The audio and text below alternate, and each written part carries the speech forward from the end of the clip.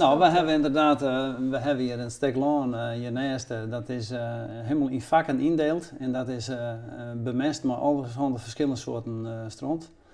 En dan waren de kei losletten en dan waren om het kwartier noteerd op wat voor vak de kei roen en hoe volle. En op die manier hebben ze toen een hele proef van wat nou het smakelijkste gas weer. Ja, dat is een heel soort belangstelling best voor het project.